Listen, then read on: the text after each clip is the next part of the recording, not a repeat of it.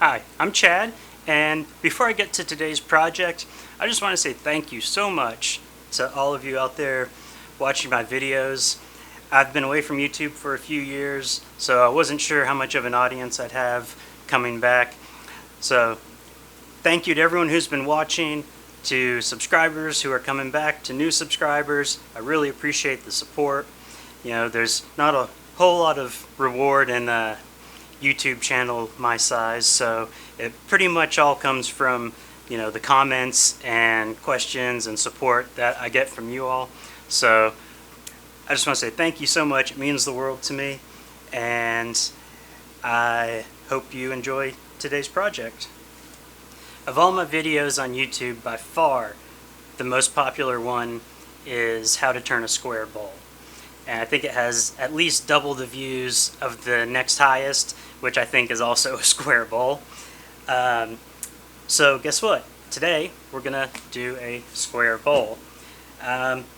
This is a style of bowl I've been making for a long time. I've made hundreds upon hundreds of them, and they're fun to make.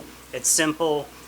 Basically, I just have a log section, split it down the pith, and so that's what I've got here. And I went ahead and took off the outside bark portion to give us the flat bottom, what will be the bottom, and this will be the open top.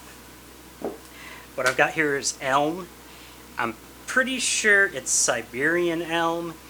The tree I got it from had the tiniest little elm leaves, and by all other aspects, this is elm. It is, luckily the bark is gone from this, and I've had it inside for a while, but with the bark and everything on it, it is slimy and sticky, and it smells. So I'm not really selling elm too well, I guess, but it turns nicely, and it gives a pretty nice finished product.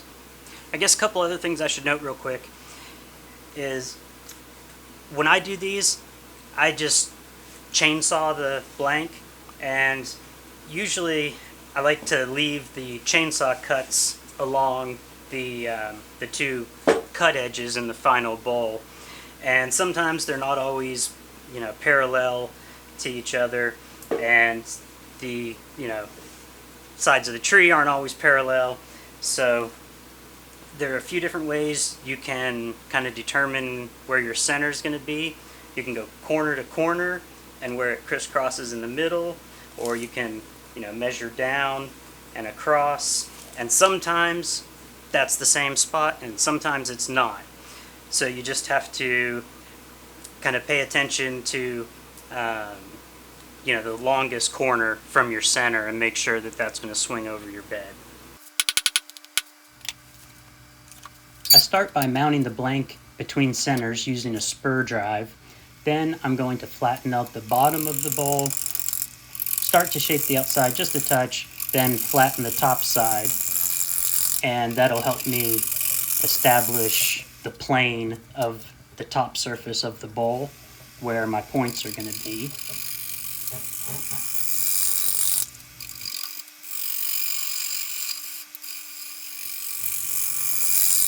From the front view, you can see that the tool handle is dropped pretty far down as I'm making this pole cut, and you can see that I'm beginning to use it a little more aggressively here.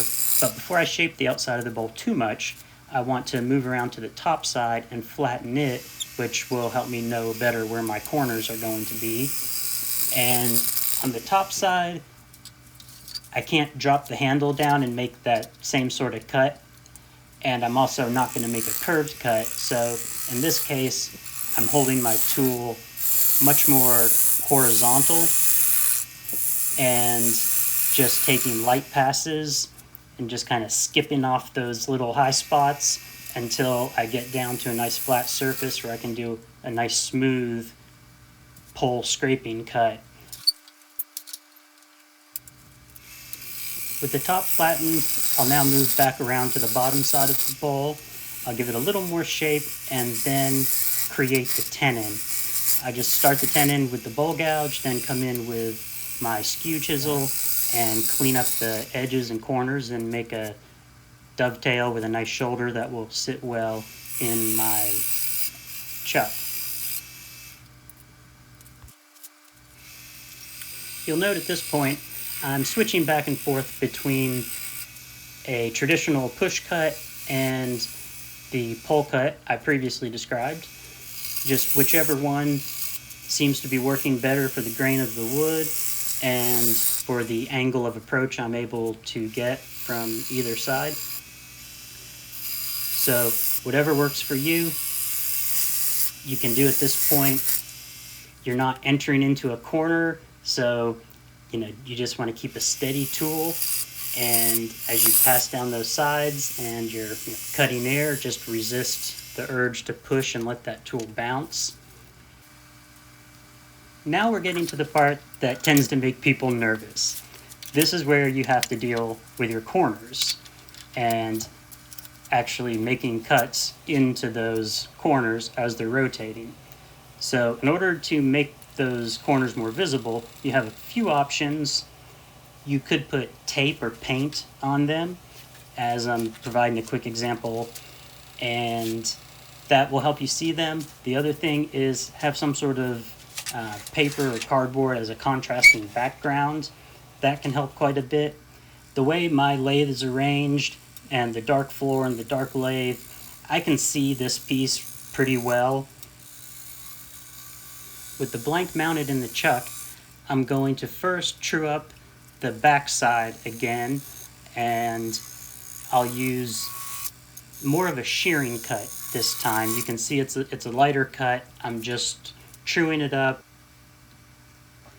Since we're really making a square-ish bowl here, not a perfect square or perfect rectangle, not every corner is the same distance from the center, so your corners are not all going to be the same with a bowl like this.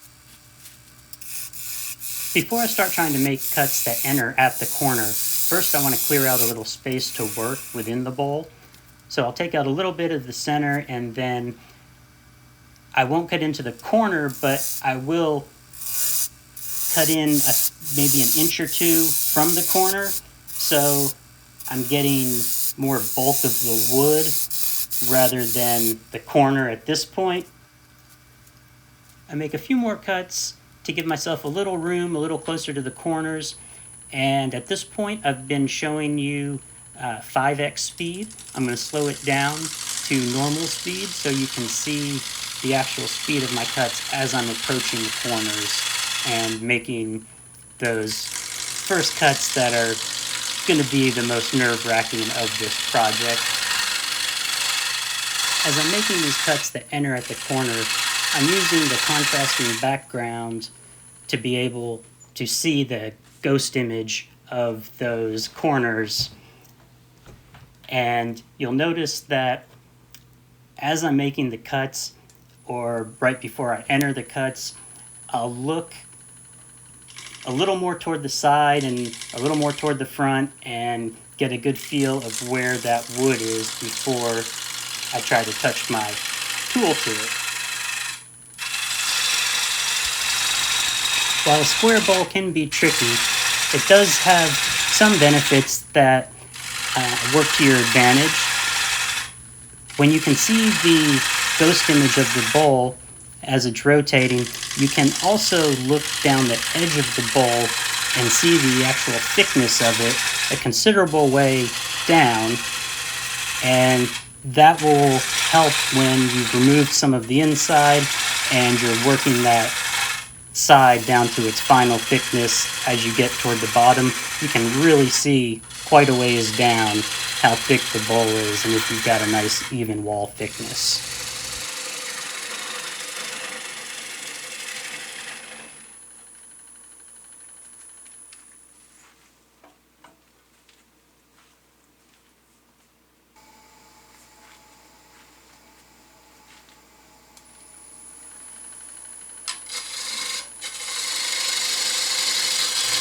Before we start moving down the sides of the bowl, we need to clear out a little space in the center. So I'm going to knock out a nice chunk there and give myself some working room so I can get down the sides of the bowl in a relatively smooth cut without having a lot of wood in the way.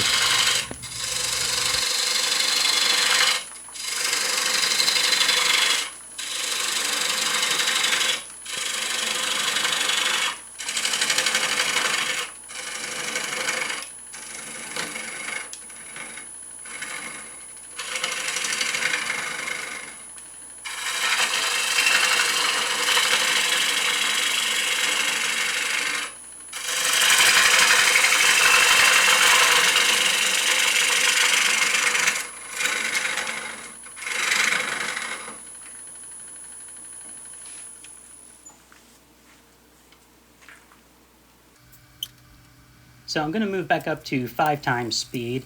I think you have a pretty good feel for the pace that I'm actually moving at in real time. So at this point, I am going to make those last cuts that will enter at the corner and bring that down to its final thickness of about 1/4 inch. And you can do that by using like the heel of your tool to feel where the wood is before you rotate it and actually engage the cutting edge. You want to be sure you check your corner thickness and your wall thickness as you go, and try to avoid backing up as much as you can. Once you have the corners finished, you kind of want to leave those alone and work on maybe 1 inch at a time as you're moving down the side of the bowl. As you work your way down the inside of the bowl and begin to establish your final thickness, you want to make sure you're blending your cuts together nicely. As you get toward the bottom of the bowl, you'll have to continue to clear out some space by removing that inside portion, and you can do that however you're most comfortable. While clearing out some space inside can help you get that straight tool rest in a better position. A J tool rest is ideal for this type of project. It lets you get down in there. You can keep your hands away from the corners a little bit better, and you can get the tool right where you need it and still follow the curvature of the piece. Now that I'm near the bottom, to get that final little curvature and the very bottom, I'm going to use a 1/2 inch bowl gouge rather than the 5/8 inch that I've been using, and I'm also going to use a round nose scraper.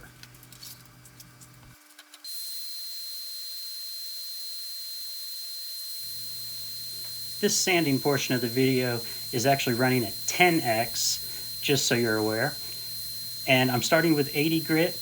And you can see that I'm controlling the movement of the piece with my left forearm as I'm moving the sanding pad across the tool marks, primarily at the corners.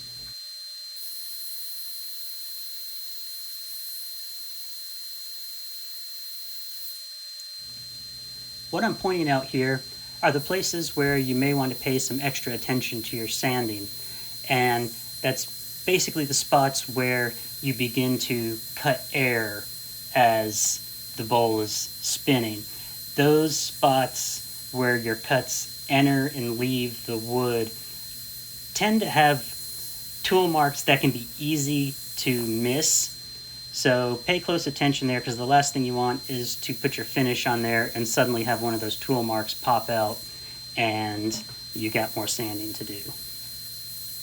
If you're going to turn the lathe on and have the bowl rotating while you're sanding, be sure you're paying attention to the angle that your bowl is approaching the sandpaper and vice versa.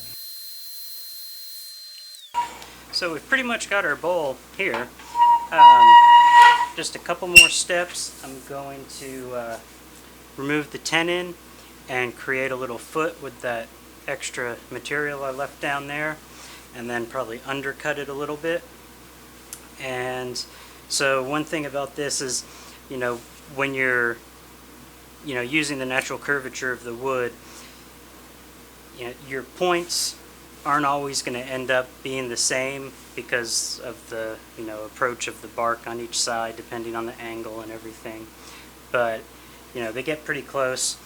So I've sanded to 120 at this point. And you could see how easily that 80 grit just took those vibration tool marks out. They're really no bother at all, hardly. And so then I went to 120. I like to leave kind of the roughness of the chainsaw marks, I think I mentioned before. But it's a trade-off with that or having clean corners. And if you just go to the belt sander, you can make a clean corner in no time at all, and that's probably what most of you prefer anyway. So I'm going to stop talking and get to work.